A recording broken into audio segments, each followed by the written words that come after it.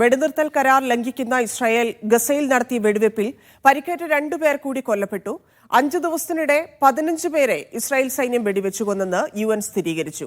ഗസയിലേക്കുള്ള സഹായ വിതരണ കാര്യത്തിലും ഇടപെട്ട് അത് പരിമിതപ്പെടുത്തുകയും ചെയ്തിരിക്കുന്നു. ഹമാസ് കൈമാറിയ മൃതദേഹങ്ങളിൽ ഒന്ന് ബന്ദിയുടേതല്ലെന്നാണ് ഇസ്രായേലിന്റെ ആരോപണം. ഇസ്രായേൽ ബന്ദികളിൽ 21 പേരുടെ മൃതദേഹങ്ങൾ കൂടി ഗസയിലുണ്ട്. 2 വർഷത്തെ വംശഹത്യക്കിടെ ഗസയിലെ 90% വീടുകളും തകർക്കപ്പെട്ടെന്ന് യൂണിസെഫും വ്യക്തമാക്കി. വെസ്റ്റ് ബാങ്കിൽ ഇസ്രായേൽ സൈന്യത്തിന്റെ കുടിയേറ്റക്കാരുടെയും അതിക്രമം തുടരുകയാണ്.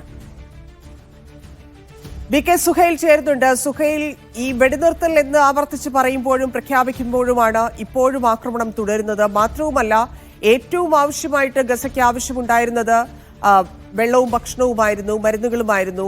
അതുപോലും ഇത്ര ദിവസം കൊടുക്കാതെ ഇപ്പോൾ അതിലൊരു തീരുമാനമായി സഹായങ്ങൾ എത്തിക്കൊണ്ടിരിക്കുന്ന സാഹചര്യത്തിൽ കാരണങ്ങൾ പറഞ്ഞ് ഇസ്രായേൽ വീണ്ടും അത് തടയുന്നു എന്നുള്ളതാണ്. എന്തൊക്കെയാണ് ഗസയിൽ നിന്നുള്ള ദുരിതത്തിന്റെ കൂടുതൽ വിവരങ്ങൾ? വെടിനിർത്തലിന്റെ ആദ്യ മണിക്കൂറുകളിൽ ഗസയിൽ ആശ്വാസകരമായ ചില കാഴ്ചകൾ കണ്ടിരുന്നുവെങ്കിൽ ഇപ്പോൾ വീണ്ടും ദുരിതങ്ങളും മാത്രം ഉള്ള ഒരു മേഖലയായി ഗസ മാറുകയാണ്. അതിലേറ്റവും പ്രധാനം സാധാരണ മനുഷ്യരുടെ ജീവൻ നഷ്ടമാകുന്നു എന്നുള്ളത് തന്നെയാണ്. ഇസ്രായേലിലെ 20 ബന്ദികളുടെ ജീവന് അത്ര വില ഗസക്കാർക്ക് മുമ്പേ കൽപ്പിക്കാറില്ല. പക്ഷെ ഇപ്പോൾ നമ്മൾ കാണുക 15 തീയതി വരെയുള്ള കണക്ക്, 10 മുതൽ 15 വരെയുള്ള കണക്കെടുക്കുകയാണെങ്കിൽ 15 ഫലസ്തീനികളെയാണ് ഇസ്രായേൽ വെടിവെച്ചു കൊന്നത്. അവർ സ്വന്തം നാടുകളിലേക്ക്, സ്വന്തം വീടുകളിലേക്ക് മടങ്ങുകയായിരുന്നു. അവരെ വെടിവെച്ചു കൊന്നു. ഇന്നും 2 പേർ കൊല്ലപ്പെട്ട് കഴിഞ്ഞു. അതേപോലെ തന്നെ ഇപ്പോഴും ആക്രമണം തുടരുകയാണ്. അപ്പോൾ ഇസ്രായേൽ ഒരു നിയന്ത്രിത രേഖ വരച്ചിട്ടുണ്ട്. അതിന്റെ ഇപ്പുറത്തേക്ക് വരുന്നു എന്നാണ് ഇവർ പറയുന്നതെങ്കിലും അങ്ങനെയല്ല എന്ന് UN ഏജൻസികൾ വരെ പറയുന്നു. ഇപ്പോൾ നമുക്ക് കാണാം, ഗസ എന്ന് പറയുന്നത് തുറന്നിട്ട ഒരു സ്ഥലമാണ്. അപ്പോൾ അവർക്ക് ഷൂട്ട് ചെയ്യാൻ പറ്റാവുന്ന ഇടങ്ങളിലെല്ലാം തന്നെ അവർ വെടിവെച്ചു കൊല്ലുന്നു, സാധാരണക്കാരെ ഇല്ലാതെയാക്കുന്നു. ഇപ്പോൾ 15 പേർ കൊല്ലപ്പെട്ടു എന്ന് പറഞ്ഞാൽ അതിൽ എത്രയോ ഇരട്ടിയധികം ആളുകൾ ആശുപത്രികളിൽ കഴിയുകയാണ്, മരണത്തെ കാത്തു കഴിയുകയാണ്. അതൊരു ഭാഗത്ത്. മറുഭാഗത്ത് നമ്മൾ കാണുന്നത് ഈ വെടിനിർത്തൽ കരാറിന്റെ ഭാഗമായി ഏറ്റവും ചുരുങ്ങിയത് 600 ട്രക്കുകളെങ്കിലും ഗസയിലേക്ക് എത്തണം എന്നുള്ളതാണ്. വെള്ളവും ഭക്ഷണവും അവശ്യ വസ്തുക്കളുമായി കഴിഞ്ഞ കുറെ മാസങ്ങളായി പട്ടിണിയിൽ കഴിയുന്ന ഒരു പ്രദേശത്തേക്ക് ഇത്രയൊന്നും പോരാ എന്ന് നമുക്കറിയാം. ടെന്റുകൾ നിർമ്മിക്കാനും താൽക്കാലിക വീടുകൾ നിർമ്മിക്കാനും ഒക്കെയുള്ള വലിയ സാധന സാമഗ്രികളുമായി കുറേയേറെ ട്രക്കുകൾ വരണം എന്നാണ് ഹമാസ് അടക്കമുള്ള ആളുകൾ പറയുന്നത്, ഗസക്കാർ പറയുന്നത്. പക്ഷെ ഇപ്പോൾ അത് 300 ആക്കി ചുരുക്കിയിരിക്കുന്നു. വെള്ളവും ഭക്ഷണവുമായി കടത്തിവിടുന്ന ട്രക്കുകളുടെ എണ്ണം അത് 300 ആക്കി ചുരുക്കുകയും ചെയ്തു. അങ്ങനെ രണ്ടർത്ഥത്തിൽ അവരുടെ ജീവിതം മുട്ടിക്കാനുള്ള വഴികളെല്ലാം തന്നെ ഇപ്പോൾ ഇസ്രായേൽ തുടർന്നുകൊണ്ടിരിക്കുന്നു എന്നുള്ളതാണ്. ഇനി മറുഭാഗത്ത് അതിന്റെ രാഷ്ട്രീയത്തിലേക്ക് വരികയാണെങ്കിൽ നമുക്ക് കാണാൻ കഴിയും, എന്തുകൊണ്ടാണ് ഈ വെള്ളവും ഭക്ഷണവും തടയുന്നത് എന്ന് ചോദിച്ചാൽ അവർ പറയുന്നത് ഈ ബന്ദികളുടെ മോചനം ഇപ്പോഴും പറഞ്ഞ രൂപത്തിൽ ഹമാസ് നടപ്പിലാക്കുന്നില്ല എന്നുള്ളതാണ്. 20 ബന്ദികൾ, ജീവനോടെയുള്ള ബന്ദികളെ ആദ്യ ദിവസം തന്നെ ഹമാസ് വിട്ടുകൊടുത്തു. പക്ഷേ പിന്നീടുള്ള മരിച്ചവരുടെ മൃതദേഹങ്ങൾ, ബന്ദികളുടെ മൃതദേഹങ്ങൾ കണ്ടെത്തുകയും അത് വിട്ടുകൊടുക്കുകയും ചെയ്യുക എന്ന് പറയുന്നത് പ്രയാസമേറിയ കാര്യമാണ് എന്ന് ഹമാസും അതേപോലെ തന്നെ റെഡ് ക്രോസും ഇസ്രായേലിനെ അറിയിച്ചതാണ്. കാരണം ഇവരെല്ലാവരും പല ഇടങ്ങളിലാണുള്ളത്. അവർ കൊല്ലപ്പെട്ട ആളുകളെ ആ ഡെഡ് ബോഡി സൂക്ഷിക്കുക എന്ന് പറയുന്നത് ബുദ്ധിമുട്ടേറിയ കാര്യമാണ്. പല ആളുകളെയും, ഇതിൽ കൂടുതൽ ആളുകളും ഇസ്രായേൽ കൊലപ്പെടുത്തിയ ആളുകൾ തന്നെയാണ് എന്നുള്ള കാര്യത്തിൽ ഒരു സംശയമില്ല. അവർ പല ബിൽഡിങ്ങുകൾക്കിടയിലും തകർന്ന് കിടക്കുന്ന ബിൽഡിങ്ങുകൾക്കിടയിലാണ്, റബിൾസിനിടയിലാണ് അവർ കിടക്കുന്നത്. ആ ആളുകളെ കണ്ടെത്തിക്കൊണ്ട് ഇങ്ങോട്ട് അയക്കുക എന്ന് പറയുന്നത് ബുദ്ധിമുട്ടേറിയ കാര്യമാണ്. അതിന് സമയമെടുക്കുമെന്ന് ഹമാസ് പറഞ്ഞിരുന്നു. ഇതിനിടയിൽ പ്രവർത്തിക്കുന്ന റെഡ് ക്രോസും പറഞ്ഞിരുന്നു. പക്ഷേ അതെല്ലാം ചെവിക്കൊള്ളാതെ അതൊരു ആയുധമാക്കി ഏറ്റെടുത്തുകൊണ്ട് വീണ്ടും ക്രമത്തിലേക്ക് തുനിയുകയാണ് ഇസ്രായേൽ ചെയ്യുന്നത്. ഇന്നത്തെ രാത്രി കുറേയേറെ ബന്ദികളെ വിട്ടു നൽകും ഇസ്രായേലിലേക്ക് എന്ന് ഹമാസ് പറയുന്നുണ്ട്. കഴിഞ്ഞ ദിവസം ആദ്യം 4 പേരെ വിട്ടു നൽകി, പിന്നീട് 4 പേരെയും വിട്ടു നൽകി. ആ 4 പേരിൽ 3 പേരും ഇസ്രായേലികളാണ് എന്ന് തിരിച്ചറിഞ്ഞിരിക്കുന്നു. ഒരാൾ ഫലസ്തീനിയാണ് എന്നാണ് ഇസ്രായേൽ പറയുന്നത്. ഞങ്ങളുടെ ബന്ദികളുടെ കൂട്ടത്തിൽപ്പെട്ട ആളല്ല എന്ന്. ഇപ്പോൾ വരുന്ന റിപ്പോർട്ട് പ്രകാരം വെസ്റ്റ് ബാങ്കിൽ നിന്നും ഇസ്രായേൽ പിടിച്ചെടുത്ത, അല്ലെങ്കിൽ ഇസ്രായേൽ ഒപ്പം കൂട്ടി ഒരു ഹ്യൂമൻ ഷീൽഡായി ഈ ആക്രമണത്തിൽ ഉപയോഗിച്ചിരുന്ന വ്യക്തിയാണ് ഈ കൊല്ലപ്പെട്ട ബന്ദികൾ എന്ന പേരിൽ തിരിച്ചയച്ചതിൽ ഒരു മൃതദേഹം എന്ന് ഇസ്രായേലി മാധ്യമങ്ങൾ റിപ്പോർട്ട് ചെയ്യുന്നുണ്ട്. അതിൽ ഹമാസ് സ്ഥിരീകരണമൊന്നും നൽകിയിട്ടില്ല. മറ്റൊരു പ്രധാനപ്പെട്ട കാര്യം, 45 ഫലസ്തീനികളുടെ മൃതദേഹം ഇന്ന് ഇസ്രായേലിൽ നിന്ന് ഗസയിലേക്ക് എത്തി എന്നുള്ളതാണ്. അവർ ക്രൂരമായി പീഡിപ്പിച്ചതിന്റെയും കൊലപ്പെടുത്തിയതിന്റെയും യെസ്, അതാണ് ആ ദുരിതം എത്രത്തോളമായിരുന്നു എന്നുള്ളത് അവർ പറയുന്നുമുണ്ട്. അതിനപ്പുറത്തേക്ക് സുഹൈല, ഗാസ പദ്ധതിയുടെ 2ാം ഘട്ടം ട്രംപ് പ്രഖ്യാപിക്കുന്നു. ഹമാസ് ആയുധം വെച്ച് കീഴടങ്ങണം എന്ന് നേരത്തെ പറയുന്നതാണ്. ആ 2ാം ഘട്ടം എന്നുള്ളത് തന്നെ അതാണ്. ഹമാസിനെ ഇല്ലാതാക്കുക, നിരായുധീകരിക്കുക എന്നുള്ളത് മാത്രമാണ്, തുടച്ചു നീക്കുക എന്നുള്ളതാണ്. അതിനുശേഷമായിരിക്കും ഗസ പദ്ധതിയിലേക്ക് ട്രംപ് കടക്കുകയെന്ന് മനസ്സിലാക്കുന്നു. അത്തരത്തിൽ ഹമാസിനെ ഇല്ലാതാക്കുന്നതിനോട് ഏതു തരത്തിലാണ് ഹമാസ് പ്രതികരിച്ചുകൊണ്ടിരിക്കുന്നത്? എങ്ങനെയൊക്കെയാണ് ഗസയിലെ കാര്യങ്ങളിലേക്ക് ഹമാസ് ഇപ്പോൾ ഇറങ്ങിയിരിക്കുന്നത്? അതെങ്ങനെ തടയാനുള്ള ശ്രമങ്ങളാണ് ഇസ്രായേൽ നടത്തിക്കൊണ്ടിരിക്കുന്നത്? ഗസയിൽ യുദ്ധം അവസാനിപ്പിച്ചു എന്ന് ഡൊണാൾഡ് ട്രംപ് പറയുമ്പോൾ നെതന്യാഹു അത് സമ്മതിക്കുന്നില്ല. മറുഭാഗത്ത് ഇന്ന് ഇസ്രായേലിലെ തന്നെ പ്രധാനപ്പെട്ട ഒരു ഉദ്യോഗസ്ഥൻ, പേര് വെളിപ്പെടുത്താത്ത ഉദ്യോഗസ്ഥൻ ഇസ്രായേലി മാധ്യമങ്ങളോട് പറഞ്ഞത് നെതന്യാഹുവിനെ സംബന്ധിച്ചിടത്തോളം യുദ്ധം അവസാനിച്ചിട്ടില്ല എന്നുള്ളതാണ്. ഇപ്പോൾ ഏറ്റവും പരമപ്രധാനമായി ഇനി നടക്കാൻ പോകുന്ന കാര്യം, ഈ ബന്ദിമോചനം അങ്ങ് കഴിഞ്ഞാൽ പിന്നീട് ഹമാസിനെ വിലവെക്കേണ്ടതില്ല, ഹമാസിനെ ഡിസാം ചെയ്യുക, ഹമാസിനെ നിരായുധീകരിക്കുക എന്നുള്ളത് പ്രധാന അജണ്ടയായി വരുമെന്ന് ഡൊണാൾഡ് ട്രംപ് പരസ്യമായി തന്നെ പ്രഖ്യാപിച്ചു കഴിഞ്ഞു. ഹമാസ് നിരായുധീകരിക്കണം, ആയുധം വെച്ച് കീഴടങ്ങാം, ഇല്ല എങ്കിൽ we will disarm dum violently എന്നാണ് പറഞ്ഞത്. അവർ വെടിനിർത്താൻ സന്നദ്ധമായില്ലെങ്കിൽ, അവർ ആയുധം വെച്ച് കീഴടങ്ങാൻ തയ്യാറായില്ലെങ്കിൽ ഞങ്ങൾ അത് ഏറ്റെടുക്കും, അമേരിക്കയുടെ നേതൃത്വത്തിൽ അത് ചെയ്യും, അതൊരു പക്ഷേ അക്രമാസക്തമായ ചോര ചിന്തിയ വലിയൊരു നടപടിയായിരിക്കുമെന്ന് പറയുന്നു. നമ്മൾ മനസ്സിലാക്കുന്നത് ഈ ബന്ദിമോചനത്തിന്റെ ആ ഘട്ടം കഴിഞ്ഞാൽ പിന്നീട് ഹമാസിനെ ഒതുക്കുക, ഹമാസിനെ നിരായുധീകരിക്കുക എന്ന ഒറ്റ അജണ്ടയിലേക്ക് ഈ രാജ്യങ്ങളെല്ലാം തന്നെ പോകും. അതിന് എല്ലാ രാജ്യങ്ങളുടെയും പിന്തുണ ഉണ്ടാകും എന്നാണ് ട്രംപ് കരുതുന്നത്. അതിനൊരു ഇന്റർനാഷണൽ സ്റ്റെബിലിറ്റി ഫോഴ്സ് ഉണ്ടാക്കാനുള്ള ഒരു പദ്ധതിയാണ് ട്രംപിന്റെ കൈകളിലുള്ളത്. വിദേശ സേന അങ്ങോട്ട് വരുന്നു. അത് ആ സേനയെ ഉപയോഗപ്പെടുത്തി ഹമാസ് എവിടെയാണുള്ളത് അവിടെ എല്ലാം നശിപ്പിക്കുക, ഹമാസിന്റെ ആയുധങ്ങൾ നശിപ്പിക്കുക, ഹമാസിന്റെ കൈകളിൽ നിന്ന് ഗസയുടെ ഭരണത്തെ മാറ്റിയെടുക്കുക എന്നുള്ളതാണ്. ഇന്ന് ഈജിപ്ത് ഒരു പ്രസ്താവന നടത്തിയിട്ടുണ്ട്. 15 ടെക്നോക്രാറ്റുകളെ, പലസ്തീനിയൻ ടെക്നോക്രാറ്റുകളെ ഞങ്ങൾ തെരഞ്ഞെടുത്തിട്ടുണ്ട്, അവരുടെ നേതൃത്വത്തിൽ ഇനി ഭരണം നടക്കും എന്ന് ഈ മധ്യസ്ഥ റോളിലുള്ള ഈജിപ്ത് പറയുന്നു. ഹമാസ് ഇക്കാര്യത്തിൽ പ്രതികരിച്ചതായി പക്ഷേ അത് എത്രത്തോളം പോസിബിൾ ആണ് എന്നൊക്കെയുള്ള കാര്യങ്ങളിൽ കൂടി പരിശോധന നടക്കേണ്ടതുണ്ട്. ശരി സുഹൈല, ഈ തരത്തിലാണ് യുദ്ധം നിർത്തി അവസാനിപ്പിച്ചു, വെടിനിർത്തലാണ് എന്നൊക്കെ പറയുമ്പോഴും ഇപ്പോഴും ആക്രമണം തുടരുകയാണ്. ഗസയിൽ ഇന്നും ആളുകൾ കൊല്ലപ്പെടുന്നു എന്നുള്ളതാണ്. മറ്റ് ഗൾഫ് വാർത്തകളിലേക്ക് കടക്കണം. അതിൽ ഏറ്റവും പ്രധാനപ്പെട്ടത് മുഖ്യമന്ത്രിയുടെ ഗൾഫ് പര്യടനം തന്നെയാണ്. അത് നാളെ ആരംഭിക്കുകയാണ്. അതാണ് ഗൾഫിൽ നിന്നുള്ള ഏറ്റവും പ്രധാനപ്പെട്ട വാർത്ത. അതോടൊപ്പം പ്രവാസികൾക്കായി അവതരിപ്പിച്ച നോർക്ക കെയർ ഇൻഷുറൻസിൽ ചേരാനുള്ള കാലാവധി നീട്ടിയിട്ടുണ്ട്. തിരുവനന്തപുരത്ത് നിന്ന് വിജിൻ വായന്തോടും ബഹ്റൈനിൽ നിന്ന് ഷെഫീൻ ഷാജഹാനും റിയാദിൽ നിന്ന് അഫ്താബ് റഹ്മാനും ചേരുന്നുണ്ട്. ആദ്യം വിജിൻ വായന്തോടിലേക്കാണ്. വിജിൻ, മുഖ്യമന്ത്രി ഗൾഫിലേക്ക് തിരിച്ചിരിക്കുന്നു. ആദ്യ സന്ദർശനം ബഹ്റൈനിലാണ്. മുഖ്യമന്ത്രിയുടെ നേതൃത്വത്തിലുള്ള ഒരു സംഘം തിരുവനന്തപുരത്ത് നിന്ന് പുറപ്പെട്ടു എന്നാണ് അറിയുന്നത്. ആരൊക്കെയാണ് സംഘത്തിലുള്ളത്? എത്ര ദിവസത്തെ പരിപാടികളാണ്? വിശദാംശങ്ങൾ.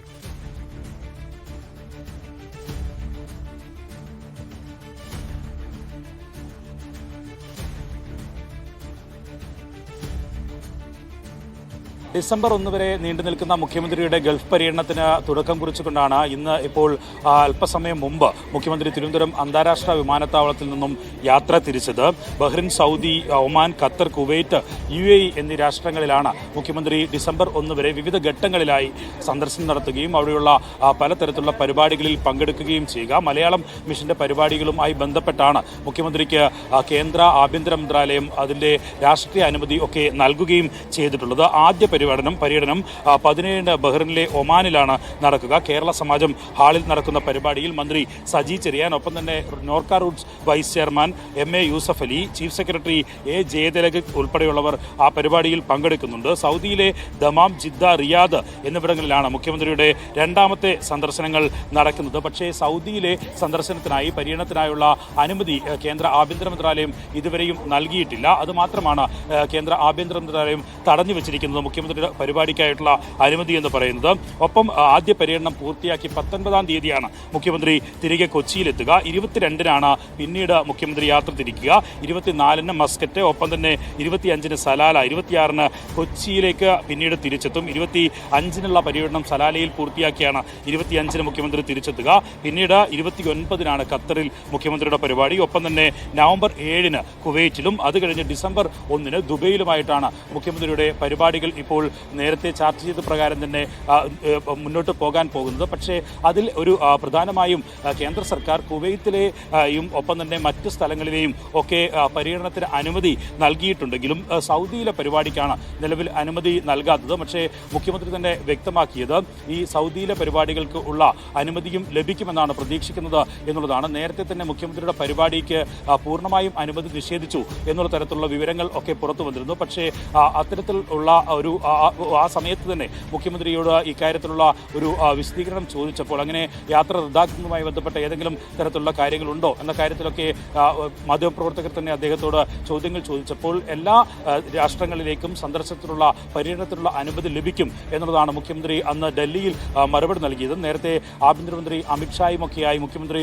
കൂടിക്കാഴ്ച നടത്തിയിരുന്നു. ഇതുമായി ബന്ധപ്പെട്ട ഈ അനുമതിയുമായി ബന്ധപ്പെട്ട കാര്യങ്ങൾ ഉൾപ്പെടെ അമിത്ഷായുമായുള്ള ചർച്ചയിൽ ഉയർന്നു വന്നു എന്ന കാര്യങ്ങളിലൊക്കെയുള്ള ഒരു വാർത്തകൾ ഒക്കെ പുറത്തു വന്നിരുന്നെങ്കിലും പക്ഷേ വിവിധ ഘട്ടങ്ങളിലായി മുഖ്യമന്ത്രിക്കുള്ള അനുമതി സൗദി ഒഴികെയുള്ള രാഷ്ട്രങ്ങളിലേക്ക് മുഖ്യമന്ത്രിക്ക് കേന്ദ്ര സർക്കാർ നൽകുകയായിരുന്നു. എന്തായാലും നേരത്തെ പ്രളയ സമയത്ത് ഉൾപ്പെടെ മുഖ്യമന്ത്രി വിവിധ ഗൾഫ് രാഷ്ട്രങ്ങളിൽ പര്യടനം നടത്തുകയും വിവിധ സംഘടനകളിൽ നിന്നുള്ള സഹായം ഉൾപ്പെടെ അഭ്യർത്ഥിക്കുകയും ഒക്കെ ചെയ്തിരുന്നു. ആ ഘട്ടത്തിൽ പ്രളയ സമയത്ത് വലിയ തരത്തിലുള്ള സഹായമാണ് പ്രവാസികളിൽ നിന്നുൾപ്പെടെ കേരളത്തിനായി ലഭ്യമാവുകയും ചെയ്തത്. പക്ഷേ അന്ന് കേന്ദ്ര സർക്കാർ ഈ രാജ്യങ്ങൾ വിദേശ രാജ്യങ്ങൾ പ്രത്യേകിച്ച് ഗൾഫ് രാജ്യങ്ങളിലുള്ള ഗൾഫ് രാജ്യങ്ങൾ തന്നെ പണം നേരിട്ട് സർക്കാരിന് സഹായമായി നൽകാം എന്ന് പ്രഖ്യാപനം നടത്തിയെങ്കിലും പക്ഷേ അത് കേന്ദ്ര സർക്കാർ നിഷേധിക്കുകയായിരുന്നു. സംസ്ഥാനത്തിന് കിട്ടേണ്ട അത്രയും വലിയൊരു തുക ഉൾപ്പെടെ കേന്ദ്ര സർക്കാർ ഇടപെട്ട് അത് തടയുന്ന സാഹചര്യം ഒക്കെ ഉണ്ടായിരുന്നു. അന്ന് വലിയ പ്രതിഷേധം മുഖ്യമന്ത്രി രേഖപ്പെടുത്തുകയും ചെയ്യുന്നു. ഇന്ന് പക്ഷേ പലതരത്തിലുള്ള പരിപാടികൾ സംഘടനകളുടെയും ഒപ്പം തന്നെ മലയാളം മിഷന്റെയും ഒക്കെ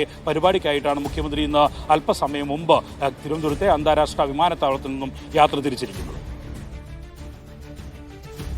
ഇനി മനാമയിൽ നിന്ന് ഷഫീൻ ഷാജഹാൻ ചേരുന്നുണ്ട്. ഷഫീൻ, ബഹ്റൈനിലേക്കാണ് മുഖ്യമന്ത്രി ആദ്യമായി എത്തുന്നത്. ബഹ്റൈനിൽ എത്ര ദിവസത്തെ പരിപാടിയാണ്? എവിടെയൊക്കെയാണ് പ്രവാസികളുമായിട്ട് മുഖ്യമന്ത്രി സംവദിക്കുക?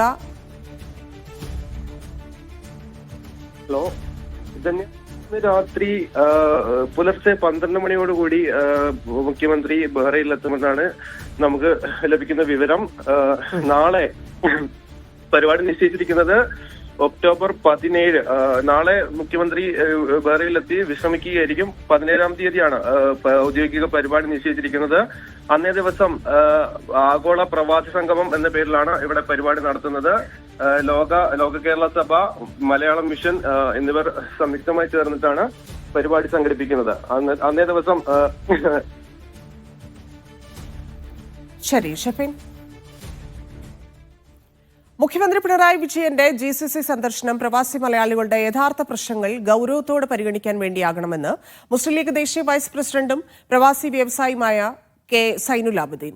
പ്രവാസി സമൂഹം കാലങ്ങളായി ഉന്നയിക്കുന്ന പ്രവാസി വോട്ടവകാശം, എയർ ടിക്കറ്റ് നിരക്കുകളുടെ അനിയന്ത്രിത വർധന, പുനരധിവാസ സൗകര്യങ്ങൾ തുടങ്ങിയ വിഷയങ്ങളിൽ ഗൌരവമായ പരിഗണന സർക്കാർ ഇനിയും എടുത്തിട്ടില്ലെന്നും അദ്ദേഹം പറഞ്ഞു. പ്രവാസി മലയാളികളുടെ യാഥാർത്ഥ്യ പ്രശ്നങ്ങളിൽ ഗൗരവത്തോടെ പരിഗണിക്കണമെന്നാണ് ഈ ഘട്ടത്തിൽ പ്രവാസികൾക്കായി ആവശ്യപ്പെടാനുള്ളത്. പ്രവാസി സമൂഹത്തിൻ്റെ പ്രതീക്ഷകൾക്കൊത്ത് ഉയരാനോ അവരുടെ ആവശ്യങ്ങൾ വേണ്ട വിധം പരിഗണിക്കാനോ കേരള സർക്കാരിന് സാധിച്ചിട്ടില്ലെന്നത് ഒരു യാഥാർത്ഥ്യവുമാണ്. പ്രവാസി സമൂഹം കാലങ്ങളായി ഉന്നയിക്കുന്ന തൊഴിൽ സുരക്ഷാ പ്രശ്നങ്ങൾ, പെൻഷൻ പദ്ധതികളിലെ അപാകതകൾ, പ്രവാസി വോട്ടവകാശം, എയർ ടിക്കറ്റ് നിരക്കുകളുടെ അനിയന്ത്രിത വിലവർധന, ആരോഗ്യ ഇൻഷുറൻസ്, നാട്ടിലേക്കുള്ള പുനരധിവാസ സൗകര്യങ്ങൾ തുടങ്ങിയ വിഷയങ്ങളിൽ ഇനിയും ഗൗരവമായ പരിഗണന സർക്കാർ എടുത്തിട്ടില്ല. മുഖ്യമന്ത്രിയുടെ ബഹ്റൈൻ സന്ദർശനം ബഹിഷ്കരിക്കാൻ പ്രതിപക്ഷ പ്രവാസി സംഘടനകൾ. സന്ദർശനം തീർത്തും രാഷ്ട്രീയ ലക്ഷ്യം വെച്ചുള്ളതാണെന്ന് ബഹ്റൈൻ KMCC കുറ്റപ്പെടുത്തി. മരണനേട്ടങ്ങൾ എന്ന പേരിൽ ഇതുവരെ നടപ്പിൽ വരുത്താത്ത വാഗ്ദാനങ്ങൾ പൊതുസമൂഹത്തിന് മുമ്പിൽ അവതരിപ്പിച്ച് പ്രവാസി സമൂഹത്തെ പറ്റിക്കാനുള്ള കുതന്ത്രമാണിതെന്നും KMCC ആരോപിച്ചു. 2017 സന്ദർശന വേളയിലെ ഒരു പ്രഖ്യാപനം പോലും 8 വർഷം കഴിഞ്ഞിട്ടും നടപ്പിലാക്കിയിട്ടില്ലെന്ന് OICCയും കുറ്റപ്പെടുത്തി. ഇതുവരെ ഒരു ചെറുവിരൽ പോലും അനക്കാത്ത മുഖ്യമന്ത്രി തെരഞ്ഞെടുപ്പെടുത്തിയപ്പോൾ പുതിയ പൊള്ളയായ വാഗ്ദാനങ്ങൾ നൽകാനാണ് പ്രവാസ ലോകത്തേക്ക് എത്തുന്നതെന്നും OICC കുറ്റപ്പെടുത്തി. സൗദിയിൽ വിമാന കമ്പനികൾക്ക് 3 മാസത്തിനിടെ ഈടാക്കിയത് 50 ലക്ഷം റിയാലാണ്. പിഴ. ഈ പിഴ ലഭിച്ചവയിൽ ഇന്ത്യൻ വിമാന കമ്പനികൾ ഉൾപ്പെടുന്നുണ്ട്. റദ്ദാക്കിയാലും വൈകിയാലും നഷ്ടപരിഹാരം ലഭിക്കുന്നതിന് സൗദിയിലെ പുതിയ നിയമം ഉപയോഗപ്പെടുത്തി യാത്രക്കാർക്ക് നഷ്ടപരിഹാരം ലഭിക്കുകയും ചെയ്തു. സിവിൽ ഏവിയേഷൻ അതോറിറ്റിയുടേതാണ് ഈ നടപടികൾ. അഫ്തബ് റഹ്മാൻ ചേരുന്നുണ്ട്. അഫ്തബ്, ഈ നടപടിയുമായി ബന്ധപ്പെട്ടുള്ള വിശദാംശങ്ങൾ, ഇത് വിമാന കമ്പനികളെ സംബന്ധിച്ച് ഏതു തരത്തിലാകും തിരിച്ചടിയാവുക?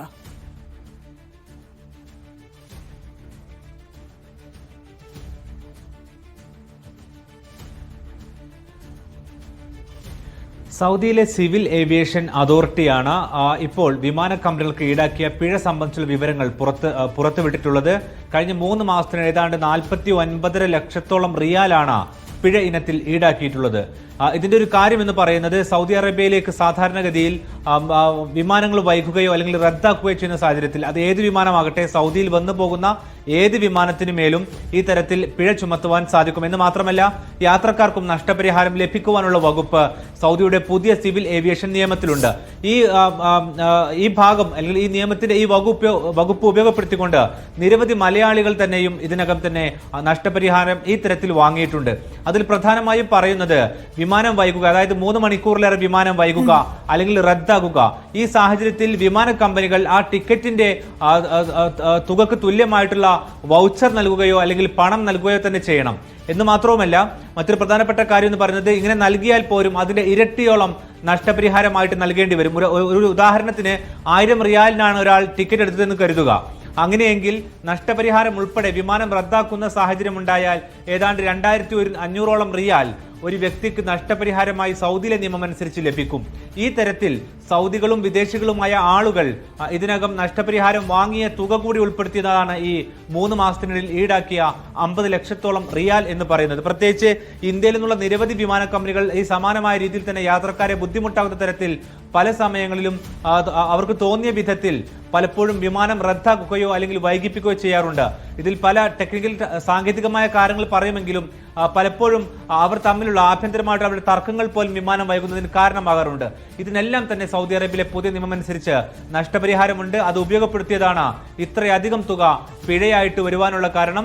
ഇതിൽ സൗദിയിലെ വിമാന കമ്പനികളും ഇന്ത്യൻ വിമാന കമ്പനികളും മറ്റു വിദേശ വിമാന കമ്പനികളും എല്ലാം തന്നെ ഈ നഷ്ടപരിഹാരം ഈടാക്കിയതിൽ ഉൾപ്പെടും.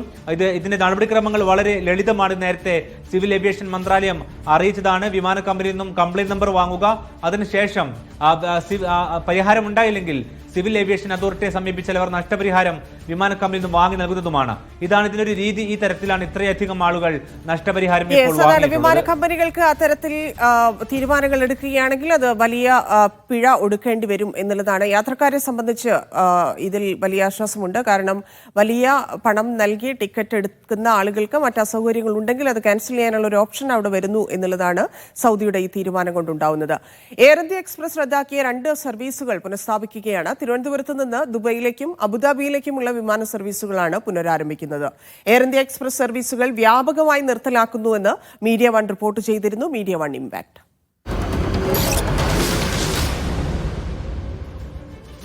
മീഡിയ വൺ വാർത്തയെ തുടർന്ന് ഗൾഫിലും നാട്ടിലും ഉയർന്നുവന്ന പ്രതിഷേധങ്ങളുടെ പശ്ചാത്തലത്തിൽ എയർ ഇന്ത്യ എക്സ്പ്രസ് അധികൃതർ മുഖ്യമന്ത്രി പിണറായി വിജയനുമായി കൂടിക്കാഴ്ച നടത്തിയിരുന്നു.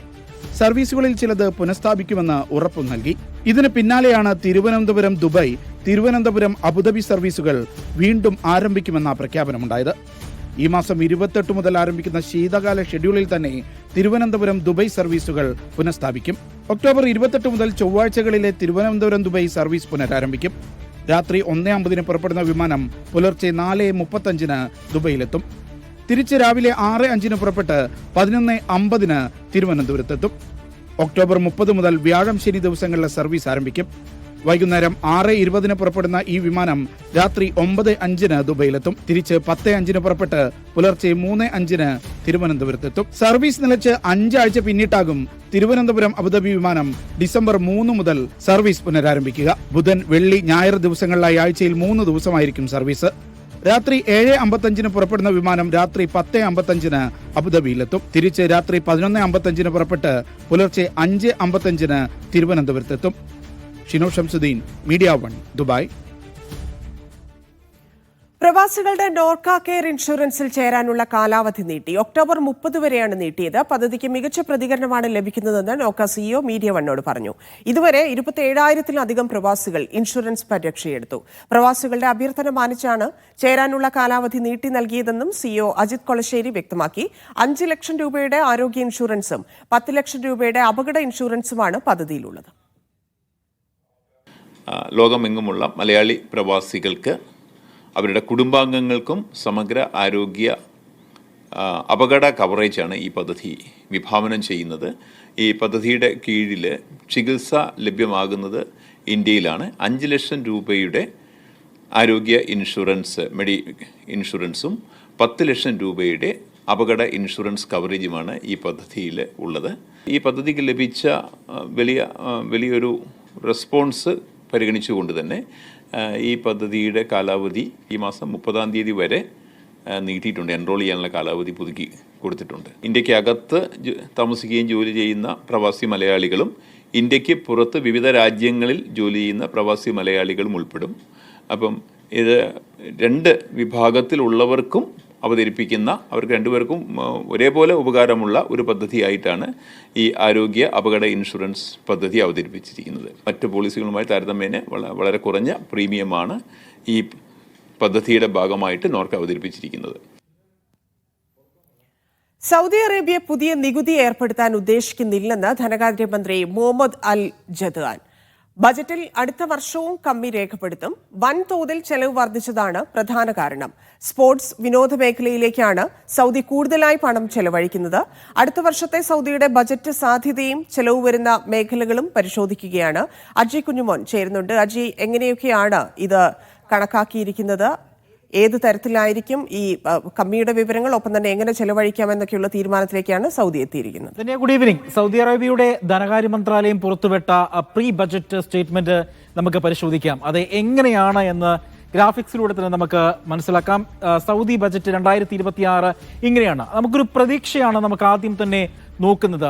ആകെ ചെലവെന്ന് പറയുന്നത് 1313 ബില്യൺ റിയാലാണ് ആകെ ചെലവെന്ന് പറയുന്നത്. വരുമാനം 1147 ബില്യൺ.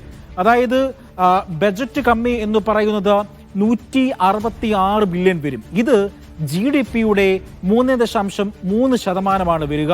സൗദിയുടെ GDP നിൽക്കുന്നത് 4.6 വളർച്ചയിലായിരിക്കും എന്നുള്ളതാണ് ഇതിന് എന്ന് എടുത്ത് പറയേണ്ടത്. ഇതിന് പ്രധാനമായുള്ള കാരണങ്ങൾ GDP വളർച്ച 4.6 പണപ്പെരുപ്പത്തിന്റെ സാധ്യത 2.3 എന്നുള്ളതാണ് നമുക്ക് പ്രധാനമായും എടുത്തു പറയേണ്ടത്. വരുമാനം ഏത് തലത്തിലായിരിക്കും എന്നാണ് നമുക്കറിയേണ്ടത്. പ്രധാനമായും നമുക്കറിയാം എണ്ണ ഇതര വരുമാന വർധനവാണ് ഏറ്റവും കൂടുതൽ സൗദി ഉള്ളത്. എണ്ണവില പലപ്പോഴും ഇടിയുന്നതിൽ എണ്ണ ഇതര വരുമാനം സൗദി വർദ്ധിപ്പിക്കാൻ ശ്രമം തുടങ്ങിയിട്ടുണ്ട്. ഇതിനായി പ്രധാന വരുമാന മാർഗങ്ങൾ എന്ന് പറയുന്നത് ടൂറിസം, സ്പോർട്സ്, വിനോദ പരിപാടികളാണ്. പ്രവാസികളിൽ നിന്നും കുടുംബങ്ങളിൽ നിന്നും ഓരോ വർഷവും ഈടാക്കുന്ന പ്രത്യേക നികുതിയായ ലെവിയും പ്രധാന മാർഗങ്ങളിൽ ഒന്നാണ് എന്നുള്ളതാണ് ഏറ്റവും എടുത്തു പറയേണ്ടത്. 3 വരുമാനമാണ് പ്രധാനമായും സൗദി ആശ്രയിക്കുന്നത്. പ്രധാനമായും വരുമാനമുള്ളത് എണ്ണവിലയിൽ നിന്നും, ഒപ്പം തന്നെ എണ്ണവില ഇടിയുന്നത് ചെറിയ രീതിയിലൊരു ആശങ്കയുണ്ട്. മറ്റൊന്ന് പ്രവാസികളുടെയും അവരുടെ കുടുംബത്തിൽ നിന്നുമുള്ള ലെവിയും വരുമാനമാണ് എന്നുള്ളതാണ് പറയേണ്ടത്. എണ്ണ ഇതര വരുമാനം വർദ്ധിച്ചിട്ടുണ്ട്. എണ്ണ ഇതര GDP വളർച്ച എന്ന് പറയുന്നത് 5% എന്നുള്ളതാണ് ഏറ്റവും കൂടുതൽ എടുത്തു പറയേണ്ടത്. അതുകൊണ്ട് തന്നെ ഇത് കൂടുതൽ പ്രയാസം സൃഷ്ടിക്കില്ല എന്നാണ് സൗദിയുടെ കണക്കുകൂട്ടൽ. തൊഴിലില്ലായ്മ കുറയ്ക്കൽ, സ്പോർട്സ് പദ്ധതികൾ പൂർത്തിയാക്കൽ, ടൂറിസം പദ്ധതികൾ എന്നിവയിലാണ് അടുത്ത വർഷം കൂടുതൽ ശ്രദ്ധ പുലർത്തുക എന്നുള്ളതും ഏറ്റവും എടുത്ത് പറയേണ്ടതാണ്. അതുകൊണ്ടാണ് കായിക വിനോദ ടൂറിസം വരുമാനങ്ങൾ വളർച്ചയിൽ എന്ന് പറയുന്നത്. ഈ മേഖലകളിൽ കൂടുതൽ വളർച്ചയ്ക്ക് ആവശ്യമായ നിക്ഷേപങ്ങളും മറ്റു മേഖലകളിലേക്കുള്ള ചിലവഴിക്കൽ കുറവും വരുത്തും എന്നുള്ളതാണ് നമുക്ക് ഏറ്റവും എടുത്തു പറയേണ്ടത്. ഈ പ്രവചനങ്ങൾ പ്രാഥമികമായ കണക്കുകൾ മാത്രമാണ്. അന്തിമ ബജറ്റ് 2026 ജൂണിന് മുൻപ് അംഗീകരിക്കപ്പെടും എന്നുള്ളതാണ് എടുത്തു പറയേണ്ടത്.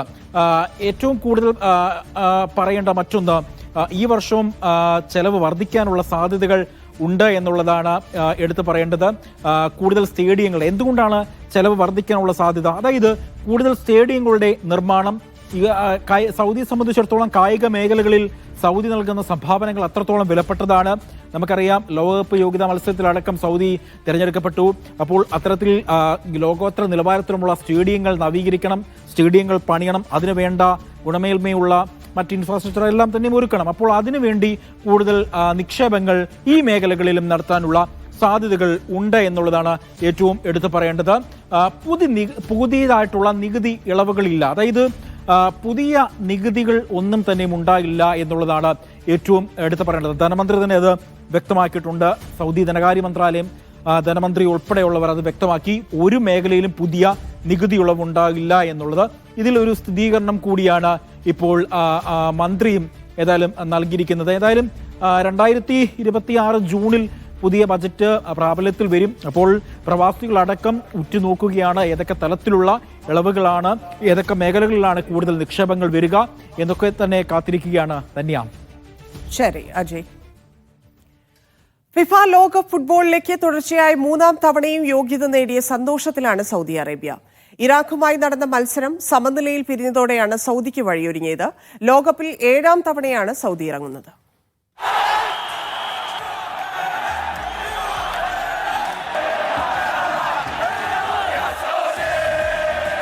ആഘോഷത്തിലായിരുന്നു മത്സരശേഷം ജിദ്ദ സ്റ്റേഡിയം.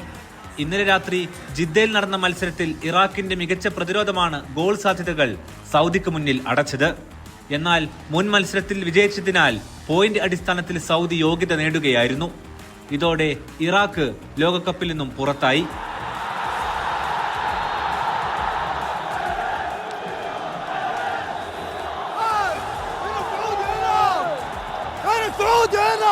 ആയിരത്തി 1994, 98, 2002, 2006, 2018, 2022 എന്നിവ കടന്നാണ് 7-ാം തവണയും സൗദിയുടെ ലോകകപ്പ് പ്രവേശനം. സൗദി ദേശീയ ടീമിനെ 2 തവണ ലോകകപ്പിലേക്ക് നയിച്ച ആദ്യ പരിശീലകനായി ഹെർവേ റൈനാർഡ് ഈ മത്സരത്തോടെ മാറി. രാജ്യത്തിന്റെ ചരിത്രത്തിൽ ഏറ്റവും കൂടുതൽ വിജയങ്ങൾ നേടിയ വിദേശ പരിശീലകനാണ് ഇദ്ദേഹം. 18 മത്സരങ്ങളാണ് ജയിച്ചത്. 2022 ലോകകപ്പിൽ അർജന്റീനയെ 2-1 തോൽപ്പിച്ചത് സൗദി ടീമിന്റെ ചരിത്രത്തിലെ ഏറ്റവും വലിയ അട്ടിമറികളിൽ ഒന്നായിരുന്നു. Aftab Rahman, Media 1, Riyadh. ലോകകപ്പ് യോഗ്യത നേടിയ ഖത്തർ ടീമിന് സ്വീകരണം നൽകി അമീർ Sheikh Tamim bin Hamad Al Thani.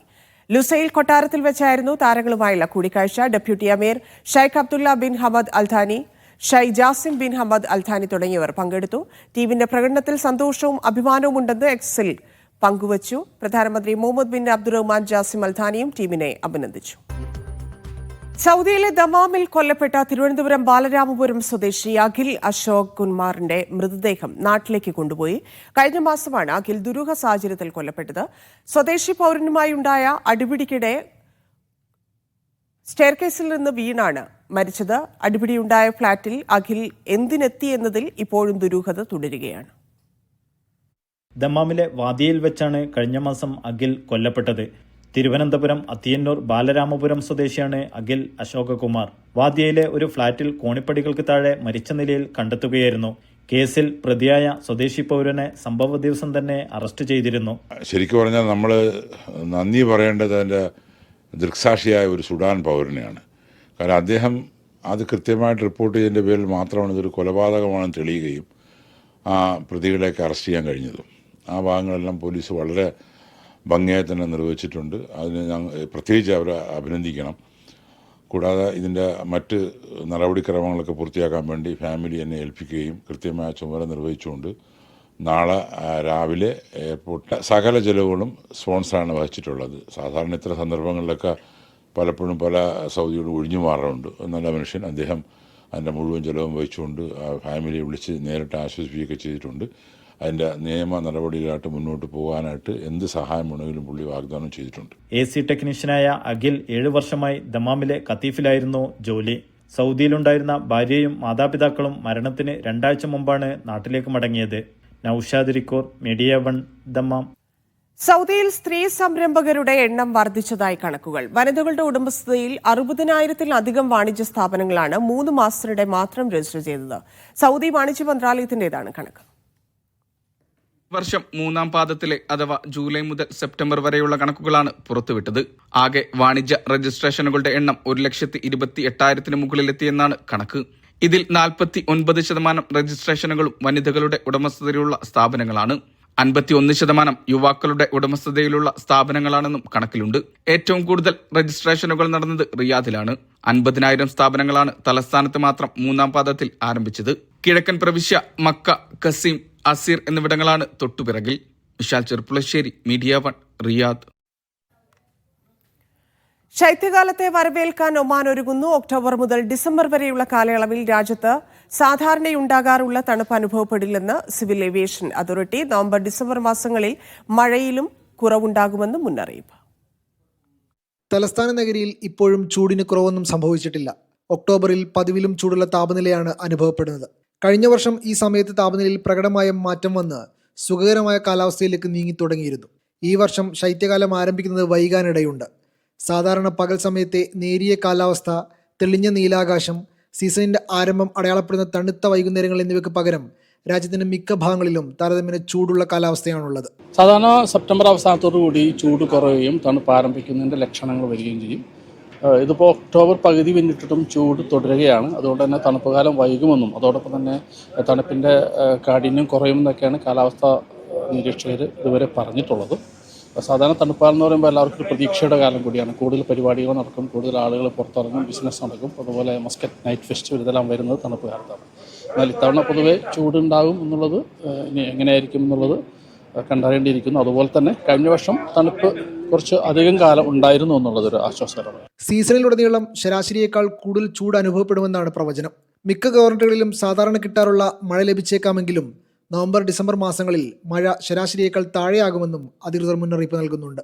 അതേസമയം കഴിഞ്ഞ 3 മാസത്തിലേറെയായി രാജ്യത്തുടനീളം അതികഠിനമായ ചൂടാണ് അനുഭവപ്പെടുന്നത്. Media 1, Muscat. ഖത്തറിൽ ശൈത്യകാല ക്യാമ്പിംഗ് സീസൺ ആരംഭിച്ചു. 2026 ഏപ്രിൽ 15 വരെ സീസൺ നീണ്ടു നിൽക്കും. രാജ്യത്തെ പരിസ്ഥിതിയുമായുള്ള സമൂഹ പങ്കാളിത്തം വളർത്തുന്നതിൽ ശൈത്യകാല ക്യാമ്പിംഗിന് വലിയ പ്രാധാന്യമുണ്ട്. ക്യാമ്പിംഗിന്റെ രജിസ്ട്രേഷൻ വീണ്ടും ആരംഭിച്ചു. നവംബർ 15 വരെയാണ് സമയം.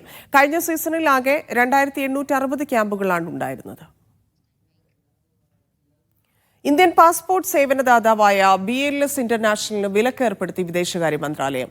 2 വർഷത്തേക്ക് വിദേശകാര്യ മന്ത്രാലയത്തിന്റെ ടെൻഡറുകളിൽ പങ്കെടുക്കാൻ സാധിക്കില്ല.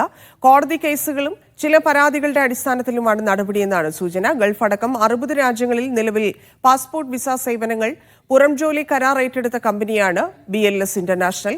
വിലക്ക് നിലവിലുള്ള കരാറുകളെ ബാധിക്കുന്നില്ലെന്ന് ഡൽഹി ആസ്ഥാനമായുള്ള BLS പറഞ്ഞു. കുവൈത്തിലെ ജാസ് ഓഫ്ഷോർ മേഖലയിൽ വൻതോതിലുള്ള പ്രകൃതിവാതക ശേഖരം കണ്ടെത്തി Kuwait oil company.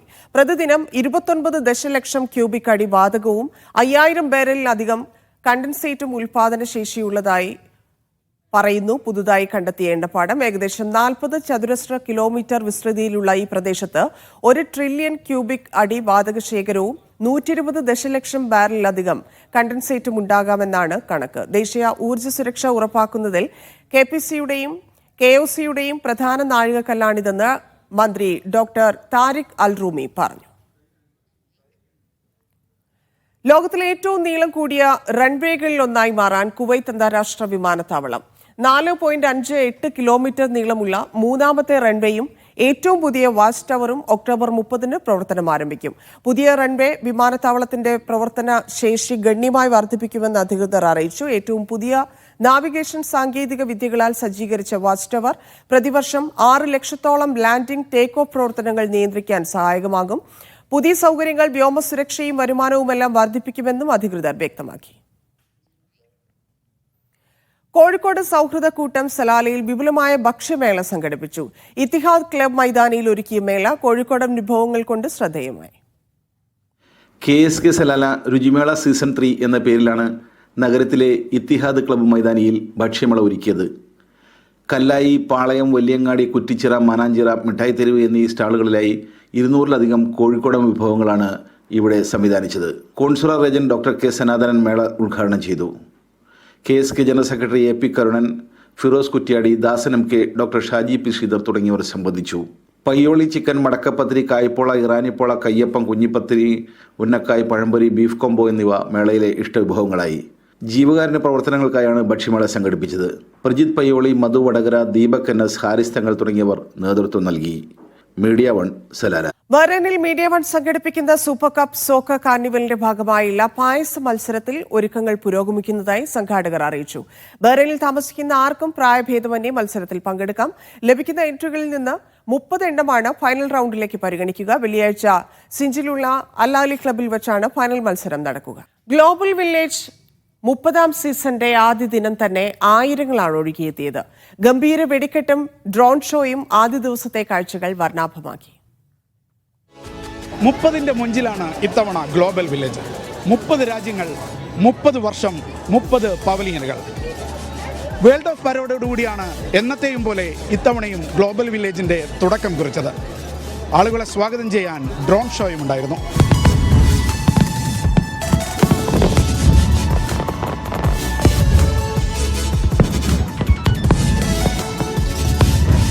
This year is going to be one of the biggest seasons that we have at Go Village. Many activities, many activations. There's so much going on for this season. We have 30 country pavilions with us at Goa Village, which are celebrating over 90 cultures altogether. We have over 200 F&B outlets. We have over 250 rides and attractions at our carnival area.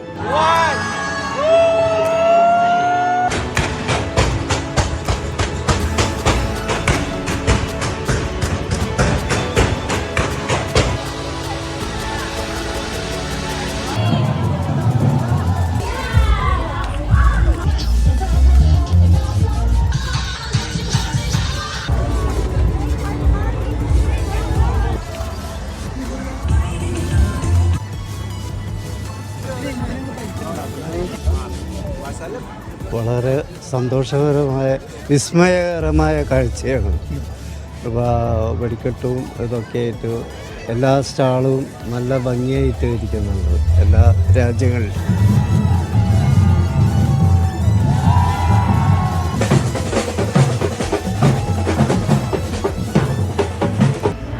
മാസം നീണ്ടു നിൽക്കുന്ന global വില്ലേജിന്റെ ഈ സീസണിൽ 40,000-ത്തിലധികം പരിപാടികളാണ് വിവിധ വേദികളിലായിട്ട് അവതരിപ്പിക്കുന്നത്.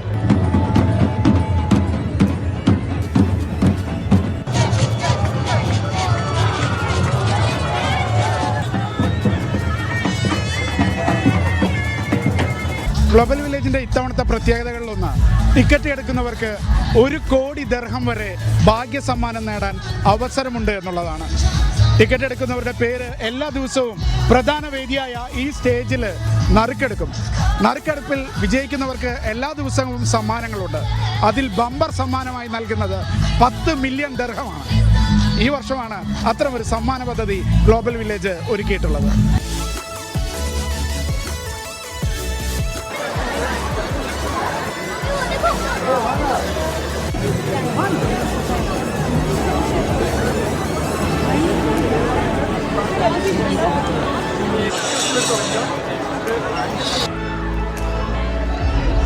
It is my first visit to Dubai and of course for Global Village. School വിദ്യാർത്ഥികളെ കൊണ്ടുപോകുന്ന വാഹനത്തിൽ ഉറങ്ങിപ്പോയ കിൻഡർഗാർട്ടൻ വിദ്യാർത്ഥി മരിച്ചു. 4 വയസ്സുകാരനായ ഹസൻ അൽ മഖരി എന്ന ബഹ്റൈനി ബാലനാണ് മരിച്ചത്. മണിക്കൂറുകളോളം വാഹനത്തിനുള്ളിൽ കുടുങ്ങിയ കുട്ടി ചൂട് മൂലമുണ്ടായ തളർച്ചയിലാണ് മരിച്ചതെന്നാണ് സൂചന. സ്കൂൾ ഗതാഗതത്തിന് ഔദ്യോഗിക അനുമതിയില്ലാത്ത വാഹനത്തിലാണ് കുട്ടി മണിക്കൂറുകളോളം അകപ്പെട്ടത്. സംഭവത്തിൽ 40-കാരിയായ വനിതാ ഡ്രൈവറെ പോലീസ് അറസ്റ്റ് ചെയ്തു. യുഎയിലെ എലൈറ്റ് ഗ്രൂപ്പ് ജീവനക്കാർക്കായി എലൈറ്റ് ഫെസ്റ്റ് സംഘടിപ്പിച്ചു. അജ്മാൻ കൾച്ചറൽ സെന്റർ ഓഡിറ്റോറിയത്തിൽ 2 ദിവസം നീണ്ട ആഘോഷം doctor MP Abdussamad Samadani MP ഉദ്ഘാടനം ചെയ്തു. നടി കാവ്യമാധവൻ, ഇറ്റലിയിൽ നിന്നുള്ള വലേറിയോ, ബെൽജിയത്തിൽ നിന്നുള്ള പീറ്റർ ഡി റുവേവ എന്നിവർ മുഖ്യാതിഥികളായിരുന്നു. കേരളത്തിൽ നിന്നെത്തിയ തൊഴിലാളികളുടെ കുടുംബാംഗങ്ങളെ MD R ഹരികുമാർ, കലാ ഹരികുമാർ, ഉഷാ മേനോൻ, തൻസി, ഷർമി എന്നിവർ ചടങ്ങിൽ ആദരിച്ചു. 2000-ഓളം വരുന്ന ജീവനക്കാർക്ക് സദ്യയും കലാപരിപാടികളും ഒരുക്കിയിരുന്നു.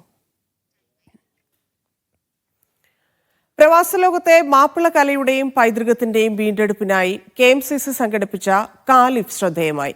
500-ലധികം കലാകാരന്മാരാണ് 3 മാസത്തോളം നീണ്ട ഫെസ്റ്റിൽ പങ്കെടുത്തത്. സാംസ്കാരിക സംഗമം, പാനൽ ചർച്ചകൾ, പുസ്തകമേള തുടങ്ങിയവയും ഒരുക്കിയിരുന്നു.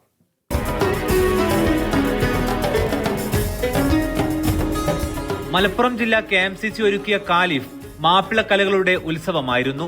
നൂറുകണക്കിന് കലാകാരന്മാരും ആസ്വാദകരും റിയാദിലെ ഡ്യൂൺസ് സ്കൂളിൽ ഒരുക്കിയ പരിപാടിയിലെത്തി. നാട്ടിൽ നിന്നും പല രീതിയിൽ പല സാഹചര്യങ്ങളിൽ അന്യം നിന്നു പോകുന്ന മാപ്പിള കലകളെ സംരക്ഷിക്കാനും പ്രവാസ ലോകത്തിന്റെ പരിമിതമായ വിഭവങ്ങളെ ഉപയോഗപ്പെടുത്തി അത് പ്രവാസ ലോകത്തെ പ്രവാസികളായ ആളുകൾക്ക് മത്സരിക്കാൻ പങ്കെടുക്കാൻ കഴിയുന്ന രീതിയിൽ ഉപയോഗപ്പെടുത്തി അത്തരത്തിലുള്ള മത്സരങ്ങൾ 16 ഇനം മാപ്പിള കലകളെ ഉൾപ്പെടുത്തിയിട്ടാണ് കാലിഫ് സംഘടിപ്പിച്ചത്. ദി വോയേജ് ക്യാമ്പയിന്റെ ഭാഗമായിട്ടായിരുന്നു കലോത്സവം. മലപ്പുറം ജില്ലയിലെ 16 നിയോജക മണ്ഡലങ്ങളിലെ 500-ലധികം കലാകാരന്മാർ പങ്കെടുത്തു. വേങ്ങരയായിരുന്നു ജേതാക്കൾ. KM ഇസ്ഹാഖ് വ്യക്തിഗത ജേതാവായി. സമാപന സമ്മേളനം മുസ്ലിം ലീഗ് മലപ്പുറം ജില്ലാ പ്രസിഡന്റ് പാണക്കാട് അബ്ബാസ് അലി ശിഹാബ് തങ്ങളാണ് ഉദ്ഘാടനം ചെയ്തത്. വിജയികൾക്ക് പുരസ്കാരങ്ങൾ അദ്ദേഹം വിതരണം ചെയ്തു. ഷെരീഫ് കുറ്റൂർ, റഷീദ് മോങ്ങം, ഷൌക്കത്ത് കടമ്പോട്ട്, ഷാഫി മാസ്റ്റർ, ഉസ്മാൻ അലി പാലത്തിങ്ങൽ തുടങ്ങി നിരവധി പേർ സംസാരിച്ചു. Media 1 Riyadh.